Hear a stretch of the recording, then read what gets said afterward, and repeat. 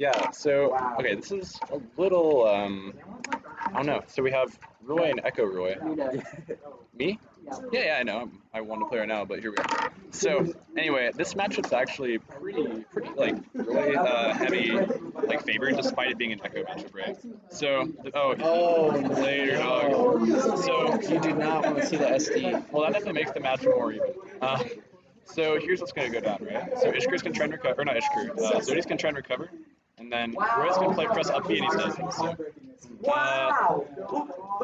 yeah, this could really go either way, but yeah, we see, like, we can't get that recovery jank before Ishkur, like, starts boxing out Zodi, and we're not seeing a lot of that. Here we see him with no jump, so he knows. He knows he's, like, dead to the uppies. I'm not sure if Elliot knows. I think he does. Maybe if I, like, say it loud enough, he can hear, and it's not coaching, I swear. Yeah, coaching is strictly banned, so we can't be having that on the stage. Dude, yeah, there's some Smash drama in the Smash community one way that's so aggressive. About, like, coaching, and, like, there's one top player with his girlfriend next to him, and, like, he's mad that people were coaching him, and also, I don't know if he knows after that. That's actually a huge tell, because we can see Zodi, like, fast fall a little too fast, and suddenly, like, oh my god, that's it. We didn't see the down B. Yeah, you don't want to go for the up B on stage in that position. You got to combo that off something. Yeah, you definitely do. You don't want to start with that one. Even here, oh no, he's dead. He's actually that's over. Yeah. So one over to Zodi. Yeah, that's tricky. I mean, we saw Zodi was like playing a more comfortable, I think, Fire Emblem-esque character there. It makes sense because his mains are Chrom and Ike, right? So Swordy and Swordy. Whereas Ishkur is playing like long-range projectile Andy, and like then Roy.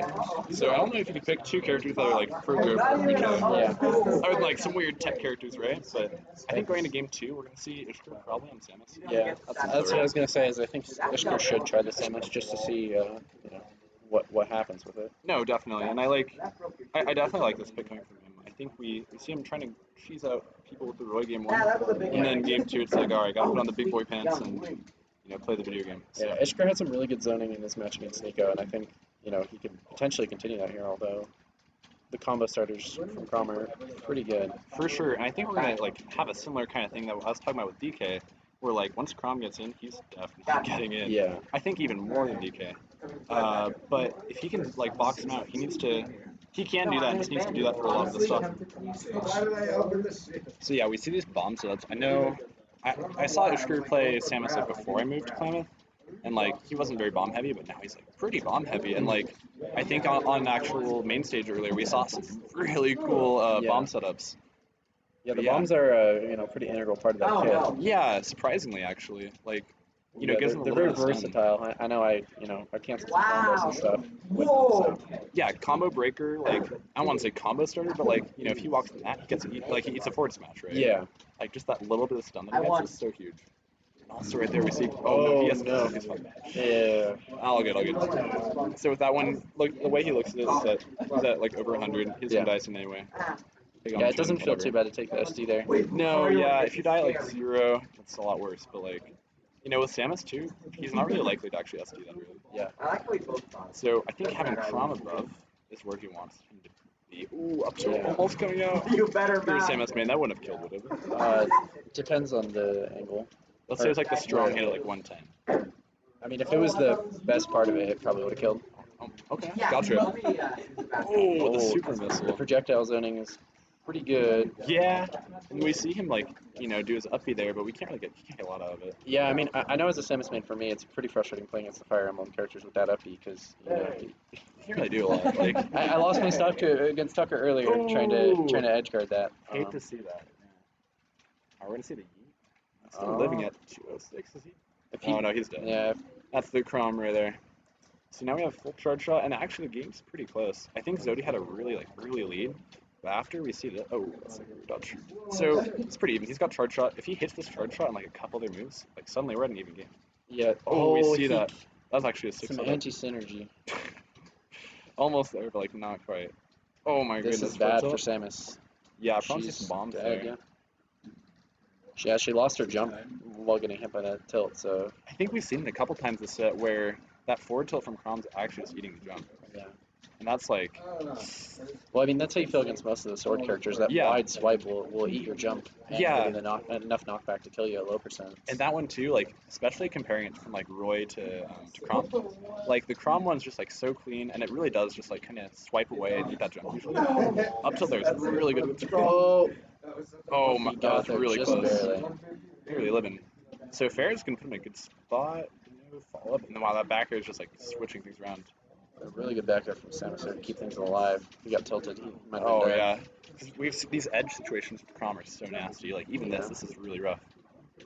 Like Chrom has some of the nastiest edge trapping in the game, like between forward tilt, like forward smash. Okay, wow, definitely going all for it with the up smash there. See bomb. Oh, he had the bomb connect. Is that actually legit? So how do you think, as a Samus player, they're at 140, right? Like, how do you want to close out the set? Oh, I Like guess that, forward air. like that, yeah. I mean, Is that I was gonna say that's exactly what you want to do is either get a grab and then down throw into forward air or something that combos into forward air. It's Yeah. your most consistent kill move just because you can lock them into it with the multi hit. It's kind of strange, but like a lot of these aerials at really high percent will just like take them out of the game. Yeah. Oh, Yeah, like back air and air. Oh, just the tilt kill. The DI check. Yeah, the DI might not have been ideal there. And to his credit, it's hard to like be ready for that one. Like you have to be going from like fighting to like no zoom and DIing up. And you're behind him when you get hit by that, so you're not prepared for that. If you were on his left side when you get hit by that, you might have been. But you're on his right, and then you get hit left, you run into some trouble for sure. Nerf the swords, dude. Was, Well, yeah, I think we're in game 3 here. Yeah. We're going to see another Samus. I think Samus fared way better than this Roy. Yeah, and Which- I think he should play Samus again. Yeah, I agree. The hard thing that's like hard to say, and he might be thinking that after the match if he does go down, which is like he did SD on Roy, and like let's say he doesn't SD and gets momentum back, right? Yeah, Is it likely? Maybe not, but like Yeah. it's one of those what ifs that's really hard to say for sure. Yeah, I don't think that Ishkur's like out of it by any means, but Totally. he has to really clean up his play for this game 3, and then obviously the games that come after. Yeah, I totally agree. That fair though, that's actually really important catching early. Yeah, Zodi knows. He like up B's just right there to get home. dash attack and fair is pretty good combo. It's fairly hard to get out of. So Yeah, if they don't block it initially, like it's gonna do a bunch. yeah, Super even though really. I noticed that Ishkur is not a down air kind of player, and that is the exact opposite for me on Samus. I'm fishing for the spike. I was gonna all say day you're long. like going for down air all day, but I think part of that maybe Elliot just doesn't like down air. Yeah. But we see Zodi play, and like in these situations, he's often not even going off stage. Yeah. Like okay, Well, Kanto's cursed and he did it, but Yeah, generally speaking, you don't actually want to down smash these characters. Like Yeah, if you yeah. get caught in the upbeat, like I did against Tucker, you lose your stock. right. And And like right there, we see the respect from Zodi. Like he's Yeah. dodging right back. well, and I think sometimes these characters like Chrom and Ike, and especially even in this situation right here, when you're down for your higher percentage, you Yeah. can find trading the stocks with your upbeat. Totally. Yeah. Oh, whoa, that's really special. unlucky. It definitely happens for those kind of characters, but again, same thing we were talking about with Ishkur. Losing your stock at like 100 plus is really not as bad as it is to like losing it really Yeah. low. But yeah, so now, oh wow, Ishkur taking a lead in this Super set. good charge shot there. Yeah, this is the first time in this set I think we've actually had him have like a stock lead. Well, Not I only think- stock lead and percent lead too. Really good parry and up tilt there. I think exactly what Samus wants is to try to approach with that fair and keep the distance, make sure that Chrom can't get their fair off. Yeah, and if you're spacing it right, like you can make it pretty safe. Yeah. Excellent reverse to make it like so you're not grabbing the ledge. Here we go, him coming back. Oh, really good spacing from Samus there. Forward tilt's just gonna clean that up for sure. You died at 40. Might have wanted to go to ledge there instead of trying to land. Yeah. Chrom's kill moves just come out so fast. The tilts will just eliminate you. In this game, it's always so tempting to go for ledge, right? Yeah. Because like, or not for ledge rather, but like land on your opponent, and just like come down with an aggressive option. I do it way too much.